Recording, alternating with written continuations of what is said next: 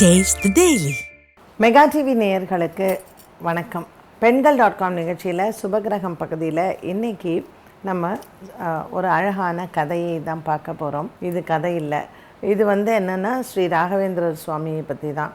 So மந்த்ராலயத்தில் இருக்கக்கூடிய ஸ்ரீ ராகவேந்திரர் சுவாமியை நிறைய பக்தர்களுக்கு தெரியும். அவருக்கு நிறைய சிஷ்யர்கள் இருந்தாலும் கூட ஒரு சில விஷயங்கள் அவரை பற்றி தெரியாத சில விஷயங்களை இன்றைக்கி நான் உங்களுக்கு சொல்ல போகிறேன். ஸோ ராகவேந்திரர் சுவாமியினுடைய அவதாரம் அப்படின்னு நம்ம பார்த்தோன்னா, பிரம்மலோகத்தில் பிரம்மாவுக்கு தெய்வீக பணிவிடைகள்லாம் செய்யக்கூடியவர் சங்குகர்ணன் அப்படிங்கிறவர். இந்த சங்குகர்ணனுக்கு பிரம்மா சபிக்கிறார். நீ பூலோகத்தில் போயிட்டு ஒரு மானிட பிறவியாக எடுக்கணும் அப்படின்னு சொல்லி நீ நிறைய பிறவிகள் எடுத்து பின்பு நீ என்கிட்ட இங்கே சங்குகர்ணனாக நீ திரும்ப வருவாய் அப்படின்னு சொல்லி அவருக்கு ஒரு சாபத்தை கொடுக்கிறார் பிரம்மதேவன். அப்போ சங்குகர்ணன் சொல்கிறார், சுவாமி இதை நீங்கள் மறுபரிசீலனை செய்ய வேண்டும், எனக்கு இந்த மாதிரியான ஒரு சாபத்தை கொடுக்குறீங்களே, அப்போ எனக்கு இதை மறுபரிசீலனை செய்யுங்க அப்படிங்கும்பொழுது பிரம்மதேவன் சொல்கிறார், இது மகாவிஷ்ணுவினுடைய விருப்பம். நீ பூலோகத்திற்கு போகணும், நீ மனித பிறவியை எடுக்கணும், நீ மானிடர்களுக்கு சேவை செய்யணும், மீண்டும் நீ திரும்பவும் பிரம்மலோகத்துக்கு வர வேண்டும் என்பது மகாவிஷ்ணுவினுடைய ஆசை. அதை நான் சாபமாக உனக்கு தரேன், அதனால் நீ இது சாபமாக நீ எடுத்துக்கொள்ளாதேன்னு. ஸோ அப்படி சங்குகர்ணனினுடைய ஒரு பிறவியாகத்தான் பிரகலாதன் பூலோகத்திற்கு வருகிறார். ஸோ பிரகலாத அவதாரத்தில் பார்த்திங்கன்னா நரசிம்மர் பிரத்யக்ஷமாகி பிரகலாதனால தான் நரசிம்மர் அவதாரமே இல்லையா. ஸோ பிரகலாதனாகத்தான் ஸ்ரீ ராகவேந்திரர் அவரினுடைய முந்தைய பிறவி பிரகலாதனாக அவர் பூலோகத்தில் அவதாரம் பண்ணார். இப்படி பல வியாசராஜராக சங்குகர்ணன் வியாசராஜராக அவர் பூலோகத்தில் அவதாரம் பண்ணார். ஸோ வியாசராஜர் விஷத்தை குடிக்கும் பொழுது கூட அந்த விஷம் அவருக்கு ஒன்றுமே பண்ணலை. ஸோ அந்த அளவுக்கு இப்போ ராகவேந்திரர் சுவாமியை நம்ம ஒரு குருவாக எடுத்துக்கிட்டோம் அப்படின்னு சொன்னால் அவருக்கு தெய்வத்தினுடைய ஒரு அருளும் அவருக்கு பரிபூரணமாக இருக்கும் பொழுது நம்ம ஸ்ரீ ராகவேந்திரர் சுவாமியை கடவுளாகவும் நம்ம பார்க்கலாம் அப்படின்னு தான் அந்த கதைகளில் சொல்கிறாங்க. அண்ட் ராகவேந்திரர் சுவாமிக்கு பார்த்திங்கன்னா அவர் இந்த பூலோகத்தில் பிறந்து ஒரு ரொம்ப பரம ஏழையான ஒரு மத்வ குடும்பத்தில் அவர் பிறக்கிறார். பல நாட்கள் அவர் வெறும் துளசி தீர்த்தம் மட்டும்தான் சாப்பிட்டு அவர் உயிர் வாழ்ந்தார். அண்ட் அதுக்கப்புறம் அவர் துறவரம் எடுத்துக்கிறார். திருமணமாகி அவருக்கு மனைவி ஒரு குடும்பம்னு இருந்தாலும் கூட அதை எல்லாத்தையும் விட்டு அவர் துறவரம் பூண்டு கடைசியில் அவர் ஜீவசமாதி ஆகிறது மந்த்ராலயத்தில் தான் ஜீவசமாதி ஆகிறார். ஸோ இந்த மந்த்ராலயத்திற்கு நம்ம போகும்பொழுது நம்ம பார்க்கலாம், தினமுமே அங்கே அன்னதானம் பண்ணிகிட்டே இருக்காங்க.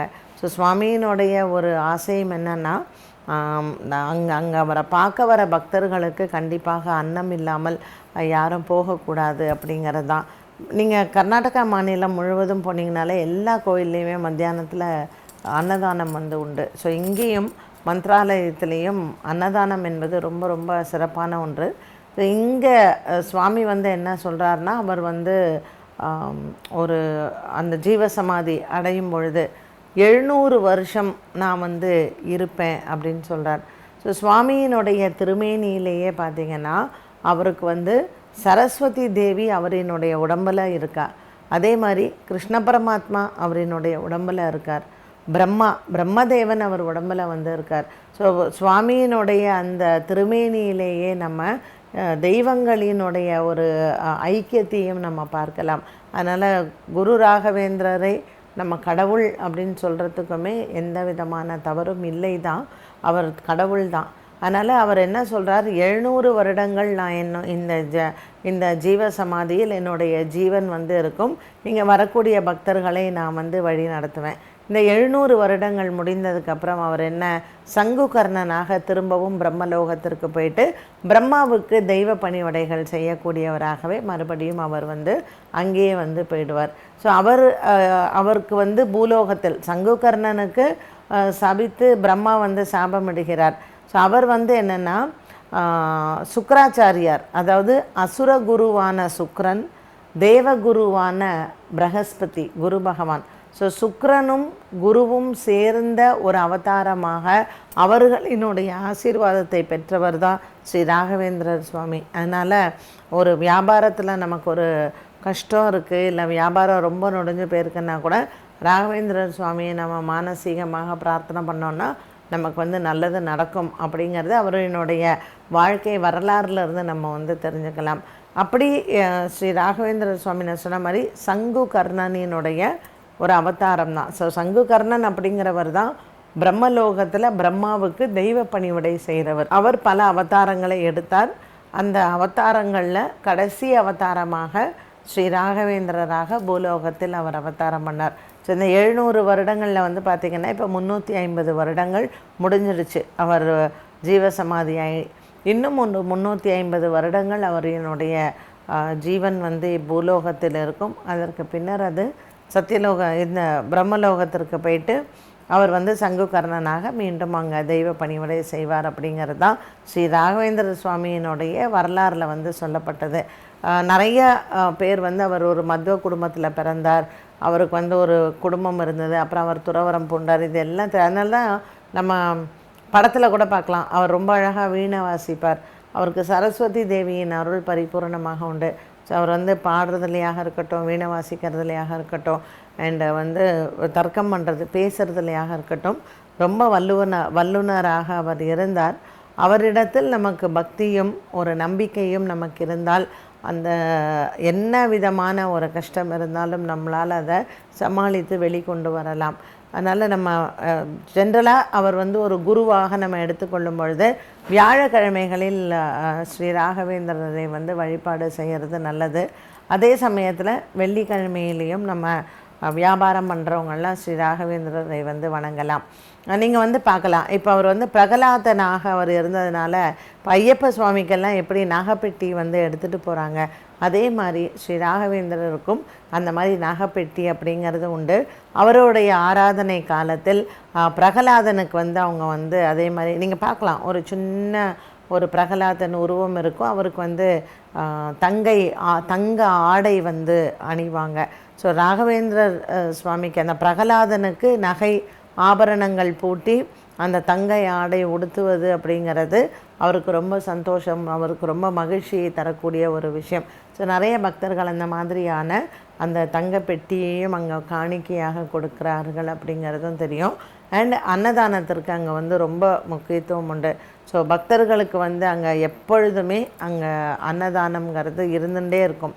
அண்ட் நிறைய சேவார்த்திகள் அங்கே சுவாமியை வணங்குறவங்களும் அந்த அன்னதானத்திற்கு அங்கே பணம் கட்டுவாங்க.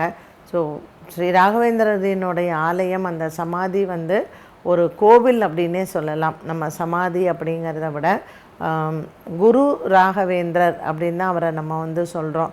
ஸோ குருவுக்கான பிரகஸ்பதி அப்படின்னு சொல்லக்கூடிய குருவுக்கான ஒரு அம்சமும் தெய்வத்திற்கான ஒரு அம்சமும் முழுமையும் அவரிடத்தில் இருக்கிறதுனால ரொம்ப ஒரு எளிமையான ஒரு துறவி.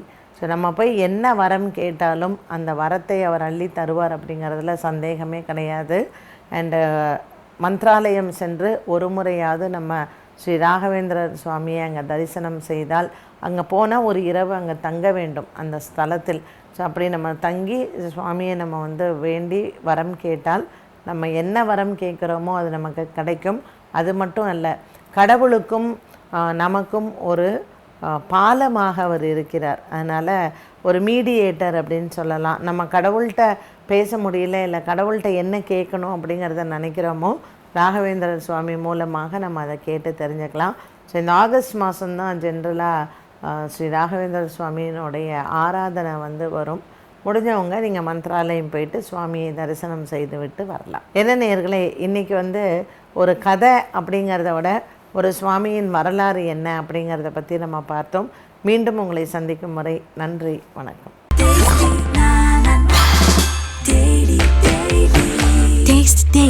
Taste the Daily.